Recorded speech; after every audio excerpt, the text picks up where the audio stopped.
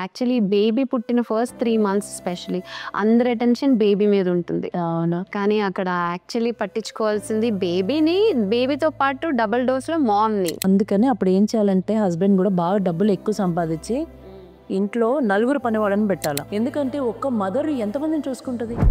హస్బెండ్కి కూడా post mortem blues ఉంటాయి, ఆయనకి నిద్ర ఉండదు. ఎందుకంటే ఆ టైంలో బిడ్డని చూసుకోవాలి. ఇప్పుడు ఆమె డెలివరీ అయిన ఆమె మాత్రమే ఫోకస్ చేసి బిడ్డను వదిలేయడానికి అవుతుందా? ఓన్లీ బిడ్డను మాత్రమే చూసుకోండి అత్తగారు, మిగతా పనులన్నీ ఇదిగో వీళ్ళు ఉన్నారు, వంట ఆమె ఉంది, ఇక్కడ పని ఆమె ఉంది, యూ డోంట్ వరీ అని చెప్పాలి. కానీ నన్ను చూసుకోలేను బ్లేమ్ చేయొద్దు పెద్దవాళ్ళ మీద. మీ అత్తగారి వయసు ఎంత ఉంటుంది, మదర్ వయసు ఎంత ఉంటుంది, ఇద్దరి గురించి ఆలోచించాలి. వాళ్ళే వంటలు చేసి వాళ్ళే బిడ్డను చూసుకొని వాళ్ళే తన కోడలను లేకపోతే బిడ్డను కూడా చూసుకోవాలంటే ఎంత శక్తి ఉంటుంది. వాళ్ళకి ఆల్రెడీ బీపీలు వచ్చి ఉంటాయి, షుగర్లు వచ్చి ఉంటాయి, హెల్త్ ప్రాబ్లమ్స్ చాలంటే అందుకని ఇంట్లో ఇంతమంది పని వాళ్ళని అరేంజ్ చేసుకున్నా చూసుకోవాలి.